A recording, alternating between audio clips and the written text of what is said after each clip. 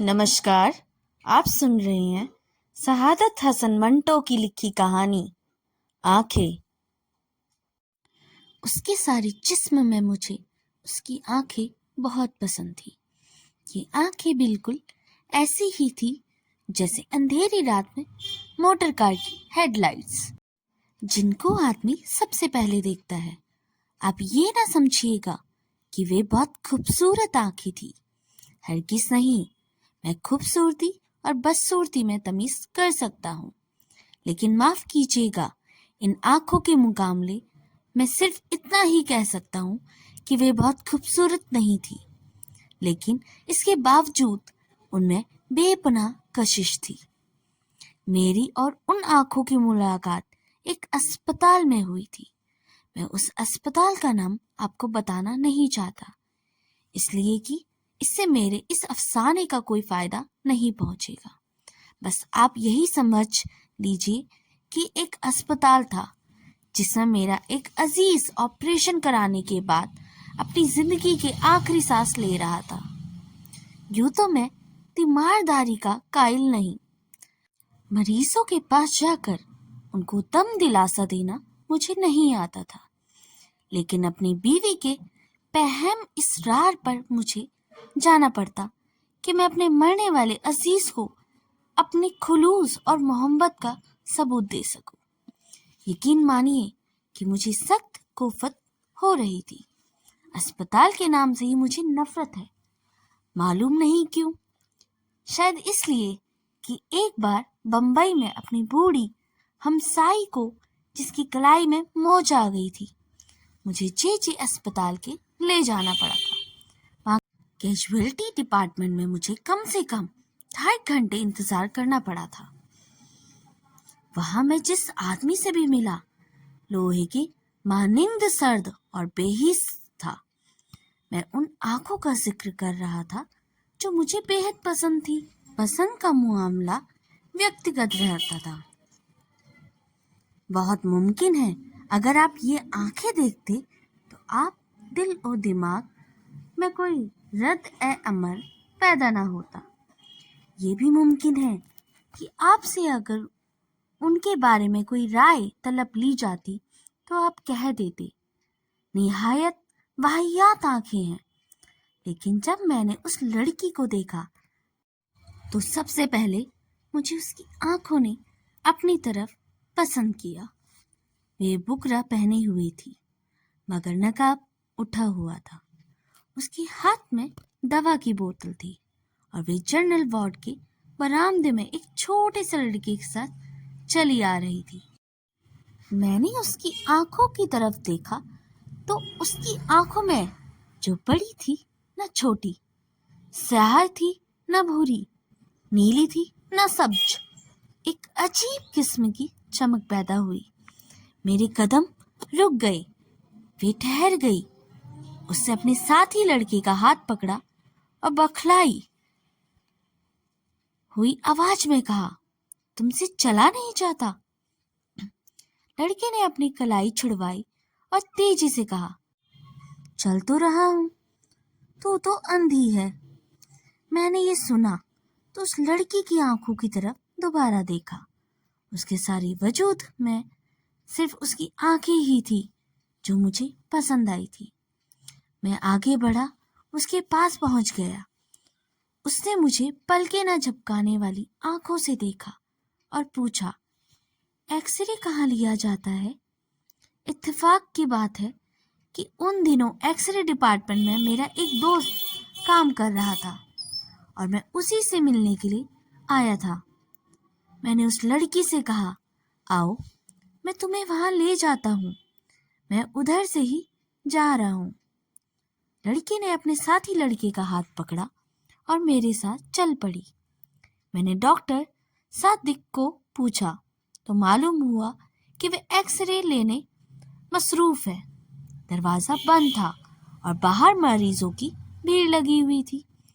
मैंने दरवाजा खटखटाया। अंदर से तेज और तुंज आवाज आई, कौन है? दरवाजा मत ठोको। लेकिन मैंने फिर दस्तक दी। दरवाजा खुला और डॉक्टर सादिक मुझे गाली देते रह गया। ओ तुम। हाँ भाई, मैं तुमसे मिलने आया था। दफ्तर में गया तो मालूम हुआ कि तुम यहाँ पर हो। आओ आओ, अंदर आओ। मैंने लड़की की तरफ देखा और उससे कहा आओ, लेकिन लड़के को बाहर ही रहने दो। डॉक्टर सादिक ने हौले से मुझसे पूछा, कौन है ये? मैंने जवाब दिया, मालूम नहीं कौन है, एक्सरे डिपार्टमेंट के लिए पूछ रही थी। मैंने कहा चलो मैं लिए चलता हूँ। डॉक्टर सादिक ने दरवाजा और ज्यादा खोल दिया। मैंने और वो लड़की अंदर दाखिल हो गए। 4-5 मरीज थे।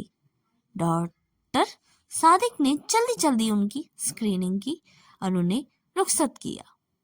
इसके बाद कमरे में एक सिर्फ मैं और वही रह गए थे, मैं और वो लड़की।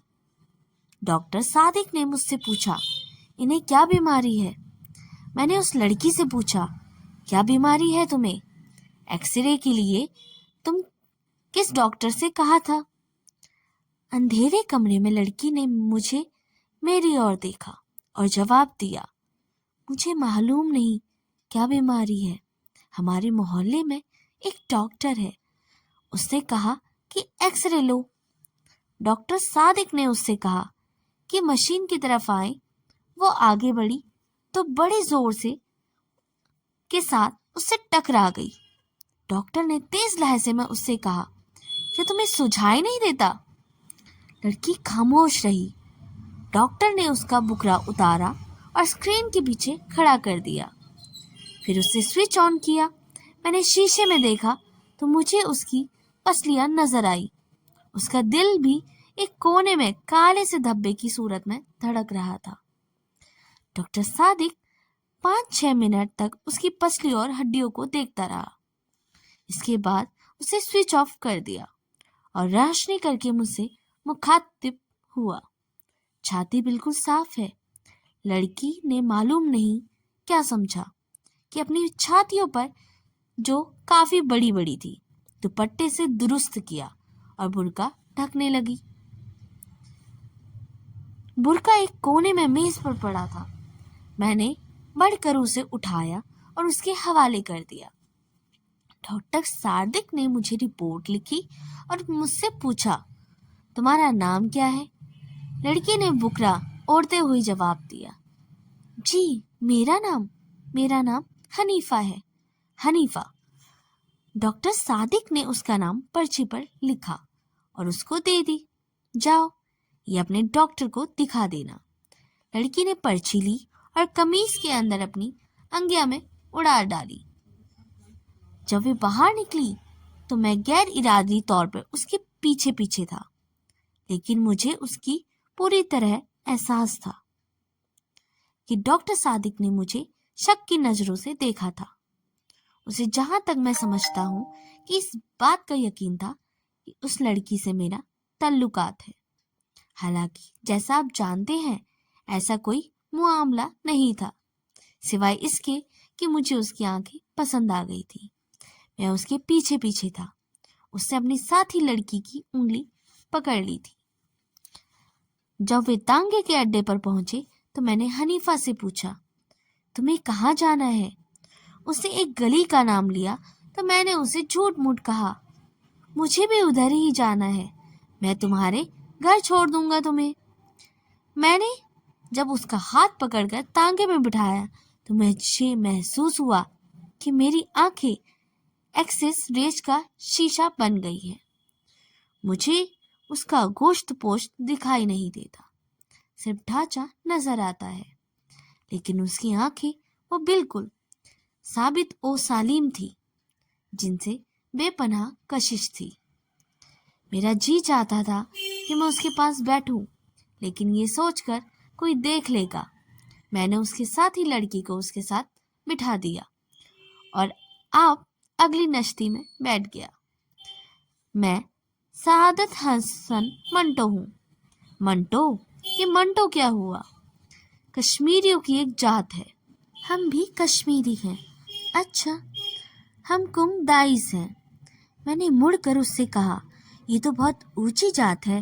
وہ مسکرائی اور اس کی آنکھیں اور زیادہ پراشکت ہو گئی۔ میں نے اپنی زندگی میں بے شمار خوبصورت آنکھیں دیکھی تھی، لیکن وہ آنکھوں جو حنیفہ کے چہرے پر تھی وہ بہت پرکشش تھی۔ معلوم نہیں ان میں ایسی کیا چیز تھی جو کشش کا باعث تھی۔ میں ان سے 75 عرض کر چکا ہوں، وہ قطعاً خوبصورت نہیں تھی، لیکن اس کے باوجود میرے دل میں خوب رہی تھی۔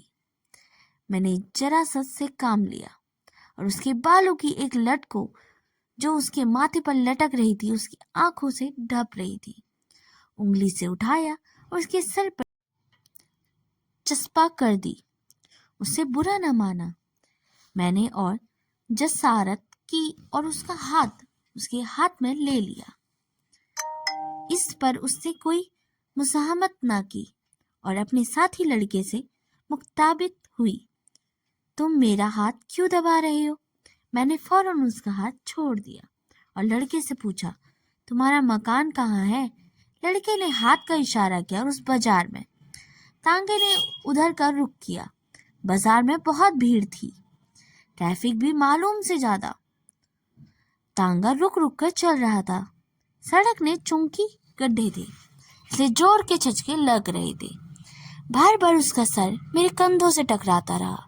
میرا جی چاہتا کہ میں اسے اپنے جانوں پر رکھ لوں اور اس کی آنکھوں کو دیکھتا رہوں۔ تھوڑی سی دیر بعد اس کا گھر آ گیا۔ لڑکے نے تانگے والے سے رکنے کے لیے کہا۔ جب تانگے والا رکا وہ نیچے اترا۔ حنیفہ بیٹھی رہی۔ میں نے اس سے کہا، تمہارا گھر آ گیا۔ حنیفہ نے مڑ کر میری طرف عجیب اور غریب آنکھوں سے دیکھا۔ بدرور کہاں ہے؟ میں نے اس سے پوچھا۔ کون بدرو؟ وہ لڑکا جو میرے ساتھ تھا۔ میں نے لڑکے کی طرف دیکھا جو تانگے کے پاس ہی تھا۔ یہ تو کھڑا ہے۔ اچھا، یہ کہہ کر اس نے بدرو سے کہا، بدرو مجھے اتار دو۔ بدرو نے اس کا ہاتھ پکڑا اور بڑی مشکل سے نیچے اتارا۔ میں سخت متعیر تھا۔ پچھلی نشستی پر جاتے ہوئے میں نے اس لڑکے سے پوچھا، کیا بات ہے، یہ خود نہیں اتر سکتی؟ بدرو نے جواب دیا، جی نہیں، ان کی آنکھیں خراب ہیں، دکھائی نہیں دیتا۔ اگر آپ کو یہ سٹوری پسند آئی ہو تو اسے لائک، شیئر، سبسکرائب ضرور کریں۔ تب تک کے لیے دھنیہ واد۔